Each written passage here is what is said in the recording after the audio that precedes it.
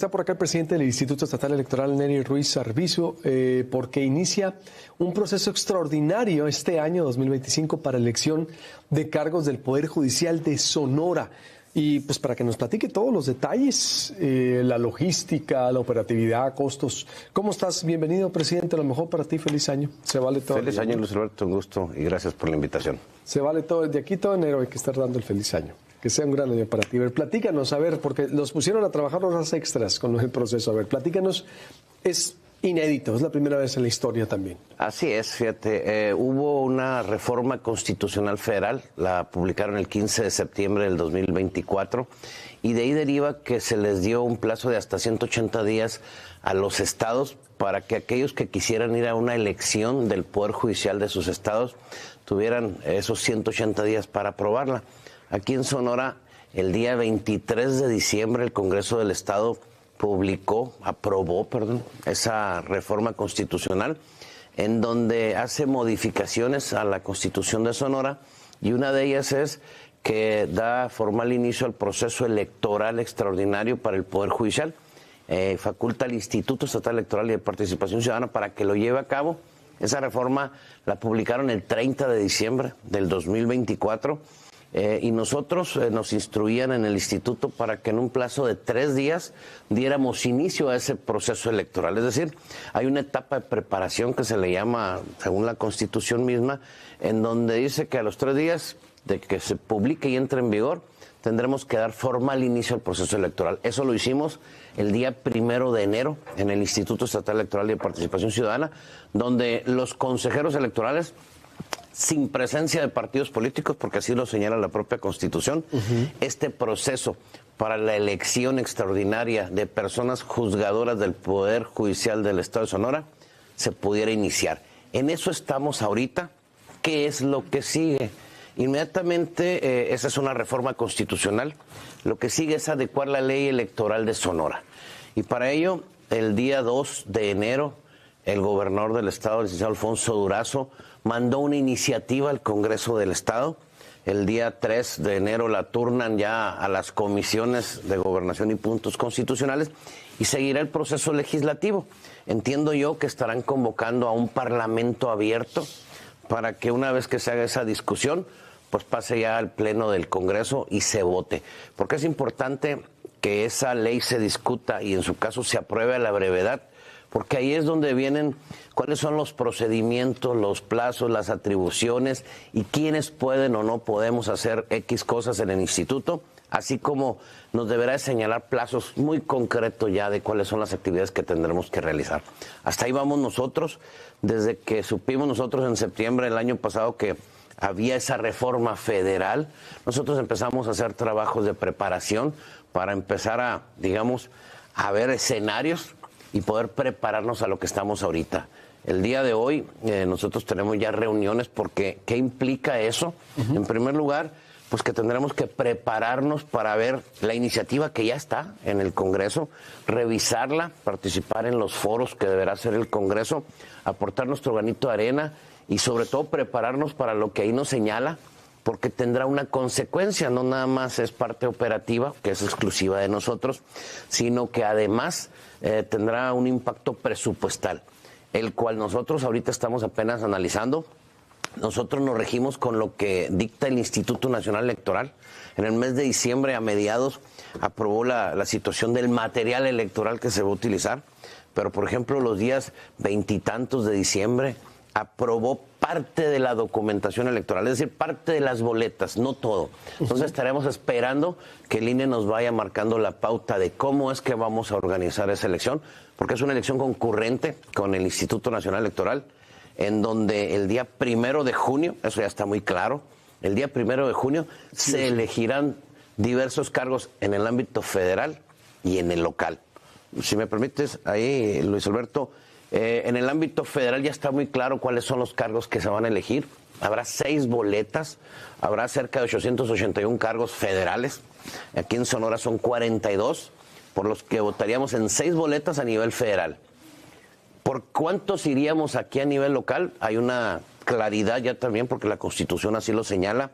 Son 4 boletas y 4 elecciones, es decir, organizaríamos en Sonora 4 elecciones con 4 boletas. ¿Para cuáles cargos? El primero tiene que ver con las magistraturas del Supremo Tribunal de Justicia de Sonora. Actualmente son 7 los magistrados y las magistradas, y iríamos a una elección de hasta 4 de ellos. ¿Y eso qué lo va a definir al final el Congreso del Estado? Entonces tenemos la primera elección, que son las magistraturas del Supremo Tribunal de Justicia.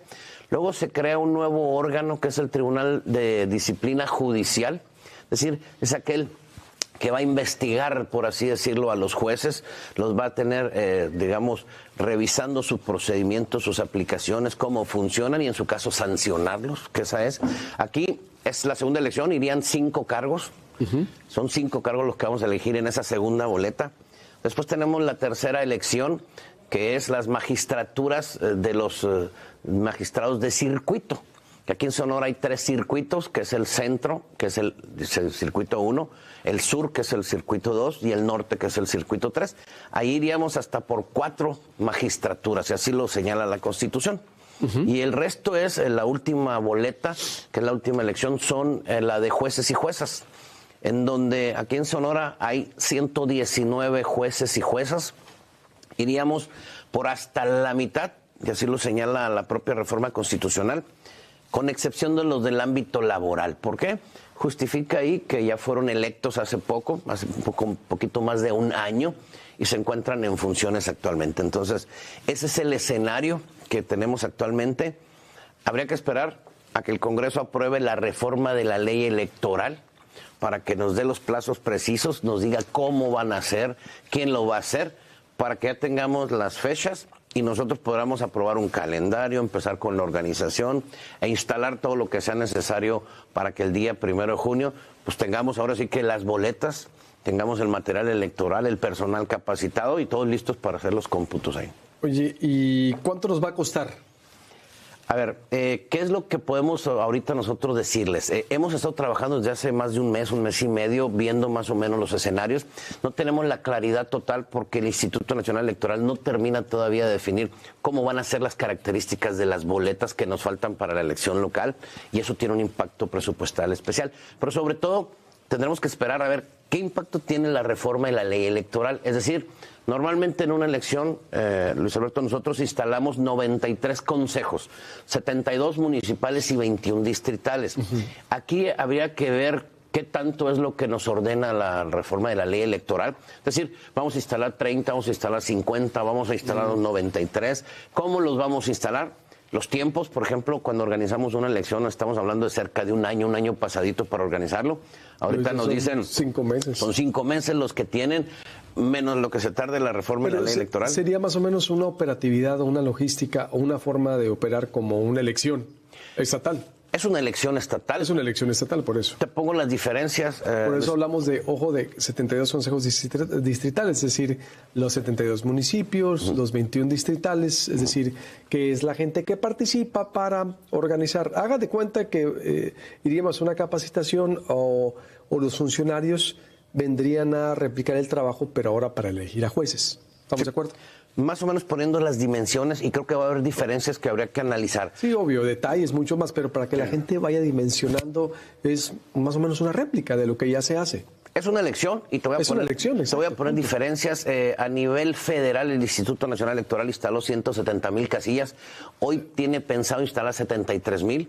Aquí en el ámbito local nosotros instalamos 3,899. Estamos hablando de un estimado, más o menos con los cálculos del INE, de 1,700 aproximadamente. Que instalen. Sí.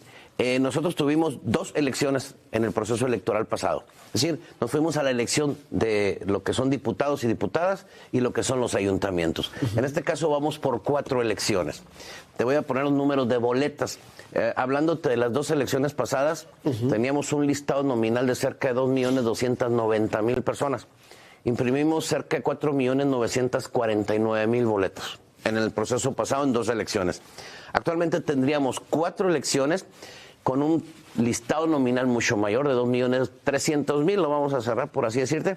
Estamos hablando de 9,200,000 boletas. Es decir, Son números preliminares, pero por ejemplo, instalábamos los 93 consejos electorales desde septiembre, desde junio empezábamos los procedimientos, en septiembre ya teníamos designaciones, en diciembre los instalábamos y aquí no sabemos qué plazos nos dan para poderlos instalar, cuánto tiempo van a operar.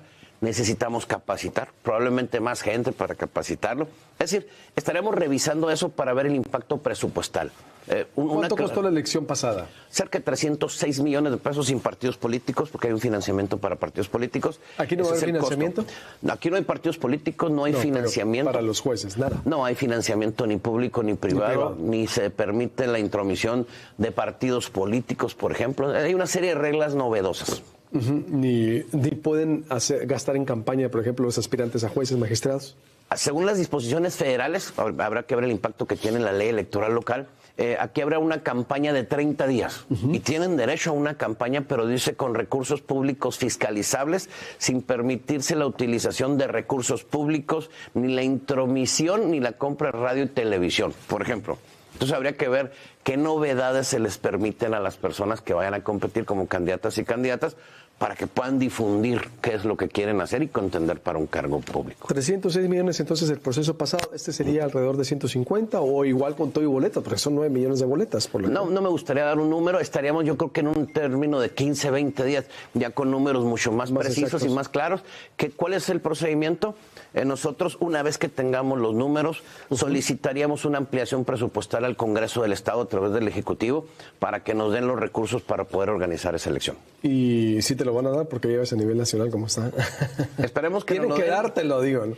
Se ocupan, son recursos que nosotros justificaríamos. La ley de responsabilidad presupuestal nos obliga a hacer un presupuesto austero y la verdad es que son conceptos muy básicos, por decirles. Es documentación electoral, material electoral, consejos, instalación, logística, etcétera. Son conceptos muy, muy precisos, justificados perfectamente. ¿Y cuáles son los riesgos que ves, presidente? Porque sí está muy apretado esto, no hay tiempo y es algo nuevo. El Instituto Nacional Electoral, por ejemplo, hace unas semanas puso plazos fatales y así se los vamos a poner. Dice que a más tardar el 20 de marzo deberán entregarnos al Instituto Estatal Electoral el listado de los candidatos y candidatas. ¿Por qué? Porque si tenían pensado entregárnoslos allá más o menos en abril, pues los plazos para hacer las licitaciones, para imprimir las boletas, revisar las boletas, traerlas a Sonora, revisarlas, foliarlas, armar paquetes, pues no nos dan. Entonces, y hay plazos más o menos. Y los aspirantes ahorita, por ejemplo, porque son, 119 cargos, son 60 entre jueces y juezas, 4 magistrados de circuito, 5 para el disciplina judicial y 4 de magistrados. Son alrededor de... Estamos hablando de 72 cargos. Deberán dar ahí... ¿Quién lo define? ¿Cómo vamos a definir a todos ellos? El procedimiento indica que se le va a solicitar al Supremo Tribunal de Justicia del Estado de Sonora cuáles son los cargos que hay, cuáles son las especialidades, el género, etcétera, toda la información necesaria. Y el Congreso del Estado, con base en ello, emitirá una convocatoria general en donde, con base en la declaración del inicio del proceso electoral, dice... Todos estos son los cargos que se van a competir. ¿Estos son los requisitos para registrarse? Sí, y los requisitos para registrarse. Después cada uno de los poderes integrará los 3 comités con 5 personas para hacer la evaluación, revisión, etcétera. Tómbola, pero es que es probidad, es primero que seas... A ver, son 5 pasos, ¿no? A nivel nacional, ¿no? A ver, tienes que acreditar tu... honestidad, ser alguien honesto, luego es tómbola, también hay que ver tómbola. A ver, señala aquí que hasta donde la reforma constitucional lo indica, deberán ser diversas etapas para el registro. Hay una convocatoria, hay un registro, etcétera.